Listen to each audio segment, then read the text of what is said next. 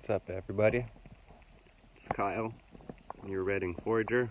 I'm out here at Mount Shasta Mine Loop Trail.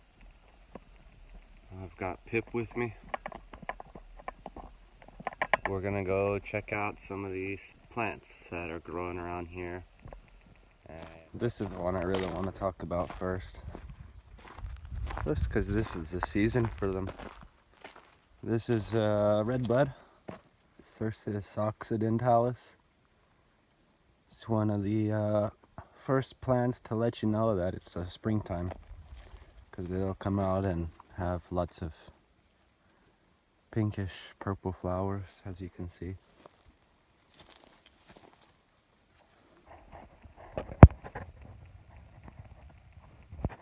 Yeah, just gorgeous. So I really like the red bud because these flowers, you can actually eat them. And they'll taste like kind of like a green salad, but it's got a bit of a citrusy flavor. And yeah, you can kind of taste the honey, the nectar inside of the flowers. So apparently you can also eat the seed pods. So the red bud will grow and produce these little seed pods. Apparently you can eat the beans on the inside, but you have to get them while they're young. So let's go ahead and keep on walking here. Okay, so the next obvious one that we can talk about here is this one here, this ghosty white one. These are the dried up flowers of this plant.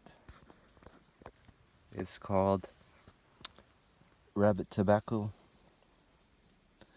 Pseudonephalium californicum. So when it starts out, it comes from little tufts of silvery green leaves coming out of the ground like that. Then it will produce these long stems with flowers. And the flowers, they kind of look a bit like sunflowers when they're blooming real nice. The good thing about this plant is it smells really nice. Like a bit like maple syrup. I kind of think it smells a bit like top ramen seasoning. Yeah, and you can use this. You can use this stuff to flavor your meat.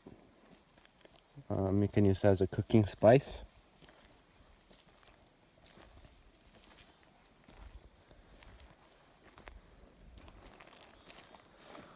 So here's another one. This one's called Toyon.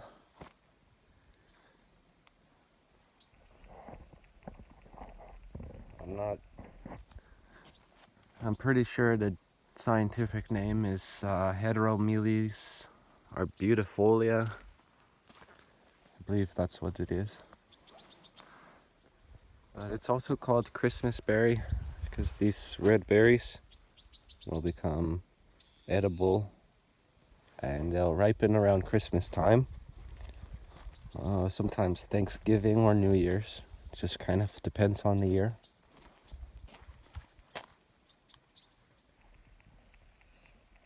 But yeah, you can eat the berries. They're fairly astringent and kind of tart. Now this is a member of the rose family. And just like every member of the rose family, the fruits have cyanide in the seeds. But it only exists at very small levels, so if you eat some, then you will be fine, as long as you don't eat too much. But you can also take the berries and smash them and then cook them in boiling water, and you'll make a sort of cider, and the cyanide will be deactivated in that way. So you can see the leaf.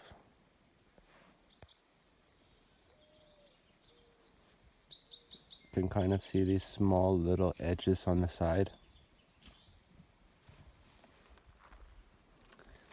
This one here is called a poison oak, or sometimes called protector oak. That's the name my teacher calls it. It's protector oak. You can see what the leaves look like. And they usually have that reddish tint to them. It's a bit of glossiness. And they'll produce berries. So you can see the berries.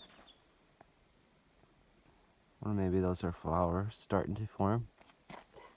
But yeah, of course, this one has a chemical that will make you kind of allergic and itchy if it gets on your skin. So be careful.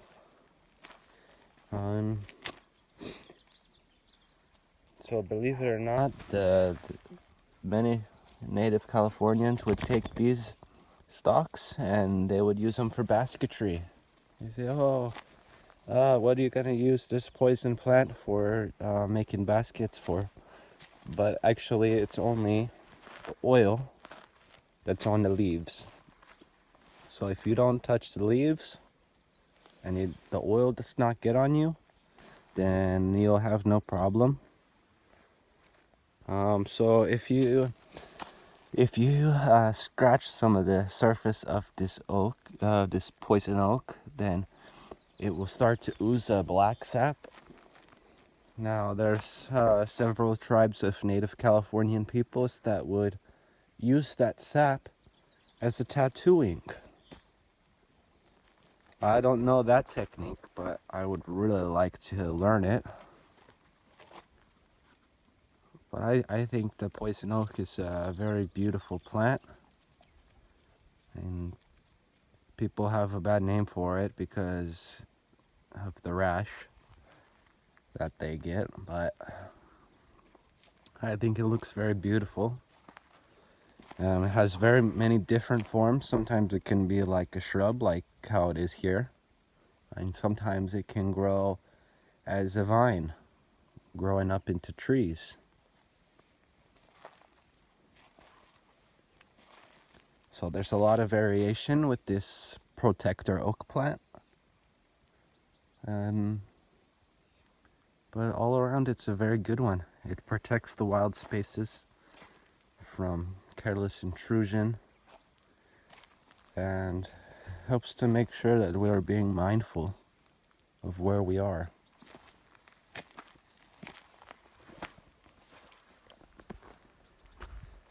So we'll carry on here. This is another protector oak. This one's got some real redness to it. I'll probably start climbing up this tree here.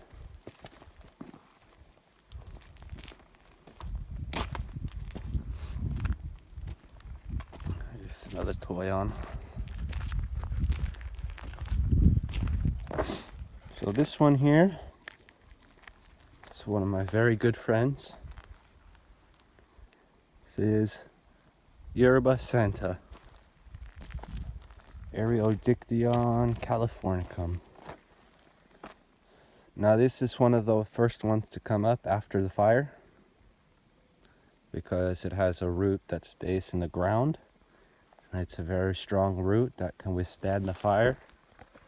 So even if the top part of the plant gets burnt up, it will come back soon. And the reason it's so significant for being the first one that comes up after the fire is because Yerba Santa has been known to be very good medicine for your respiratory system. So if you're in a fired area and you are breathing in the smoke, this would be a very good one to come and make a tea from the leaves to drink. to help support the healing of your lungs. So you can see it's got long skinny leaves, and they've got like toothed edges on them. They kind of look a little bit shiny, and they can be kind of sticky sometimes.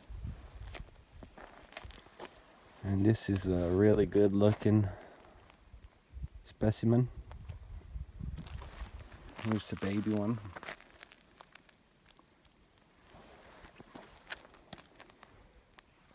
And the other thing you can see is that the top of the leaf is very dark, while the underside is more lightly colored. So that's how you identify the Yerba Santa. And you can see Pip, he's a forager too, just like his dad, just like his papa. You eating the Toyon berries, Pip? Good boy. So this little guy here is a Manzanita baby. So the Manzanita is one of the plants that needs fire for its seeds to be able to germinate. That means in order for the seed to start growing, it has to be blasted by the fire. So a lot of times when you come to an area that has been burnt up by the fire, you'll start to see a lot of little Manzanita berries the next few years. And here is just an amazing Toyon, just still loaded with berries.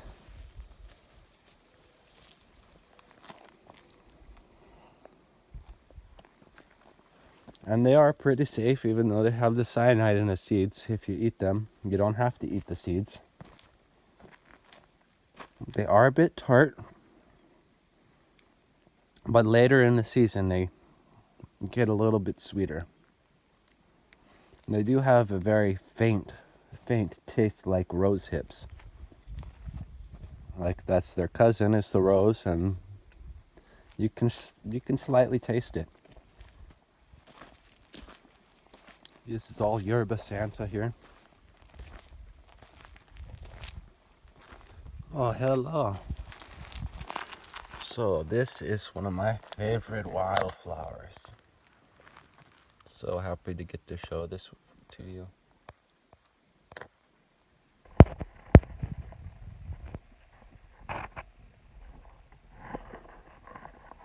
Sometimes people call this one cat ears. Some people call it told me star tulip. Very good. Here's a very good star tulip, nice and open.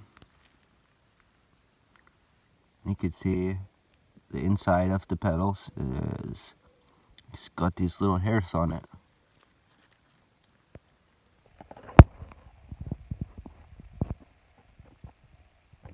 So that's why they call it cat's ears.